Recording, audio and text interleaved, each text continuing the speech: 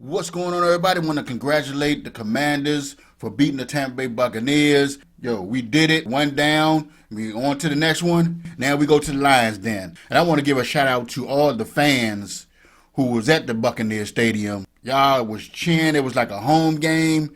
Y'all brought it. I want to thank y'all for giving us that home field advantage feeling. Let's see if we can do that in Detroit. Now, I heard that this game is like the most expensive game ever. I think it's more expensive than the Super Bowl. I think I heard that. Not sure if it's true or not. I mean, I know this is an important game. It's an important game for both Detroit Lions. They ain't never won a Super Bowl. They won it bad just like we won it bad. We ain't been in a while. This game is going to be a battle of the coaches. But before I talk about the Detroit game, I want to talk about the Buccaneers game. Before the kick, this is why we didn't kick in the red zone when we didn't get the fourth down. And I saw people online saying, we should have kicked that ball, blah, blah. They know their personnel. So they know their field goal kicker. We all know he got OCD. He is inconsistent. That's why you go for it on fourth down in the red zone. I don't like trusting our kickers in those situations. And he almost missed it. And he's the one that went the ball on the left. And he almost shanked the ball. So we could have went into overtime. You don't know what was going to happen.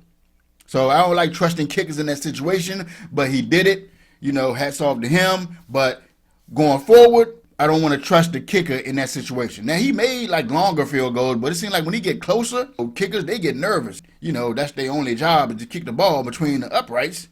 But they get, I don't know. I always be like, who paid you to miss this field goal? You know, they'd be kicking and kicking and kicking. All of a sudden, when it's an important game and it's the winning kick, they seem like they missed the field goal. So I don't like trusting them in that situation. But I'm glad we got the win. Bobby Wagner came up with the fumble, and that sealed the deal. It was like 4 minutes left, and I knew that we can go down here and get this win. I just knew it. If we just keep going and going, but I was still kind of nervous because I think that's probably why Dan probably wanted to kick the field goal because we wasn't 100% with the fourth downs in the red zone. I think we missed like one or two. I can't remember. We contained Irvin. We contained him kind of early in the game. And I like that because I don't know why Joe Witt, whatever he does, when he goes in and do halftime adjustments, that first half and the second half look different. So whatever he was doing, he needed to do that in the beginning of the games and keep it all the way to the end of the game when you stopping the run. Because Detroit, they got Sonic and Knuckles over there. They can run all over us in the first half, and in the second half, he can shut them down. But I want him to shut them down early. And I'm glad that we don't have to face a mobile quarterback this time. Louvu, Wagner, Armstrong, and Fowler, they can eat. With the defense, their defense is kind of like our defense right now because their backfield is kind of hurt, beat up. They lost some people, so they got a lot of second strings back there. But I want to say this is a battle of the coaches because Ben Johnson ghosted us when we was trying to get him as the head coach. And he tried to say that there are a couple of basketball guys over there, like they don't know nothing about football. Chip on the shoulder game for us. And, you know, it's almost like, you know, you got that girl that you supposed to go on a date with. She ghosted you, stayed with her boyfriend, said she was going to break up with him, went back to her boyfriend. Dan Quinn is kind of feeling like the rebound type of coach. So he got to prove I'm the right person for this job and you wasn't.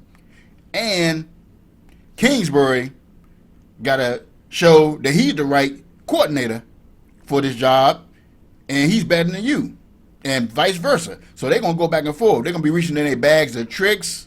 I know Ben Johnson's going to do it. I don't know if Cliff's going to reach in his bags of tricks. So let me break down all the storylines that kind of like intertwine with the Commanders and the Lions.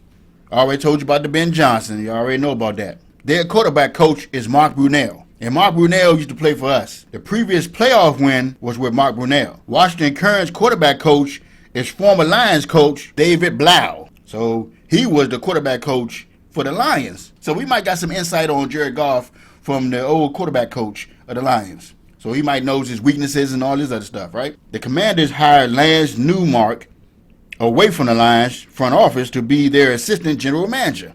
Zach Ertz, who was on the Lions practice squad for the playoffs last season, but he never got on the field.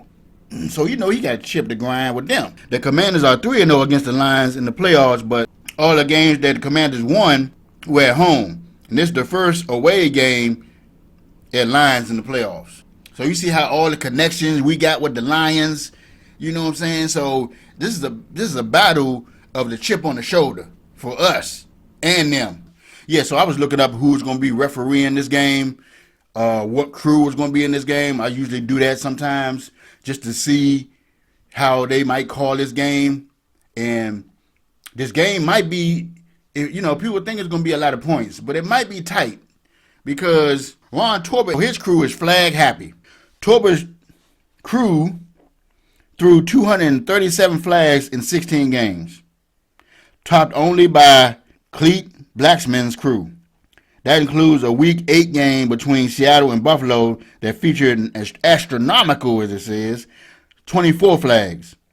Torbert officiated one Washington game this year. This was the Week 13 game against Tennessee Titans. Torbert's crew called 19 penalties in that game. His crew is noted for aggressively calling offensive holding, defensive pass interference.